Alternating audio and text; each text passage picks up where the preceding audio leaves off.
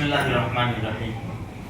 دیکھو گزشتہ کل عدت کی مدت کے بارے میں بیان ہوا تھا کہ بھائی جس کو طلاق ہوئی اس کی کیا عدت ہے، جس کے شوہر کا انتقال ہو گیا اس کی کیا عدت ہے۔ یہ عدت بھی جو ہے نا، یہ بھی اللہ کا حکم ہے قرآن کریم میں۔ جس طرح نماز اچھے انداز سے پڑھو، اس میں غلطی نہیں ہونی چاہیے، زکوٰۃ میں غلطی نہیں ہونی چاہیے، حج عمرہ میں غلطی، اسی طرح عدت بھی اللہ کا حکم ہے، نارمل چیز نہیں ہے۔ بھائی کیا کہا کہ بھائی طلاق کی عدت ہے تو تمہیں وقت دیا گیا 3 حیض پورا کرنے کے، اگر حمل سے نہیں ہے تو، اور وفات کی عدت ہے، شوہر کا انتقال ہوا تو 130 دن ہے، 4 مہینے 10 دن۔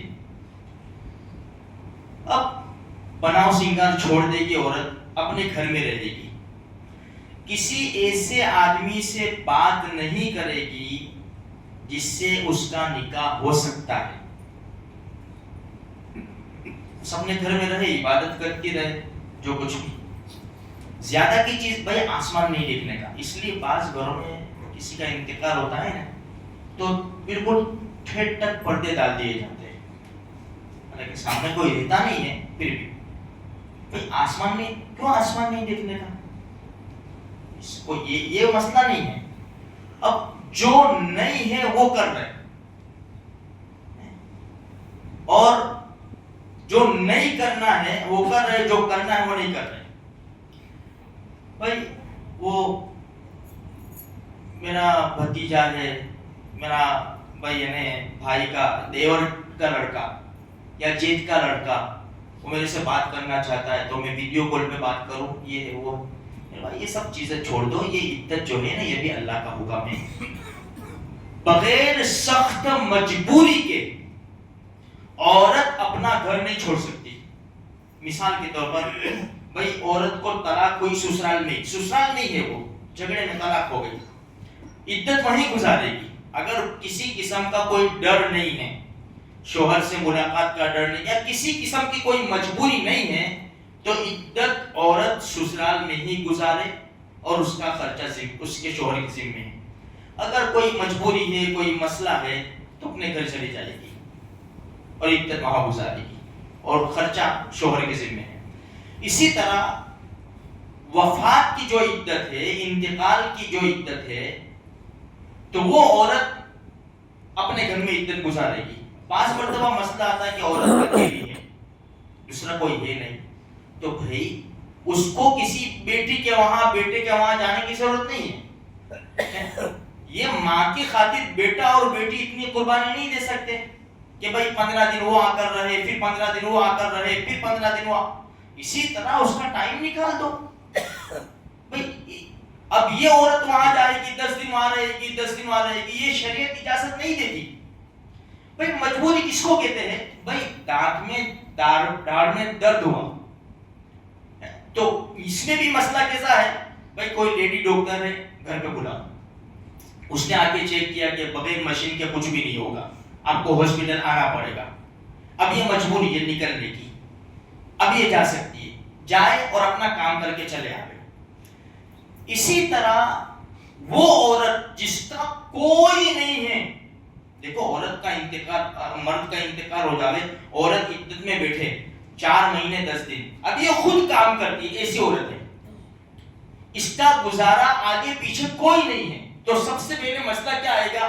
رشتے دار اس کا پورا کرے۔ بھائی 4 مہینے 10 دن کون ہیلپ نہیں کرے گا اللہ کا حکم پورا کرنے کے لیے؟ پہچاننے والے رشتے دار یہ اس کی مدد کرے اور اس کی عدت پوری کرے۔ لیکن چلو مان لو کوئی ہے ہی نہیں اس کی یعنی ہیلپ کرنے والا، مدد کرنے والا، چھوٹے چھوٹے بچے اسکول میں بنتے، فیس بھرنی ہے، یہ سب مسائل ہے، اس کے کھانے پینے کے مسائل ہے، کوئی راستہ نہیں ہے، تو اب یہ عورت دن کے اندر کام پر جا سکتی ہے، اپنی ضرورت کے مطابق جائے گی اور رات ہونے سے پہلے اپنے گھر کے اندر داخل ہو جائے گی۔ یہ سخت مجبوری کی بات ہے میرے بھائیوں، ایسا تو نہیں ہونا چاہیے۔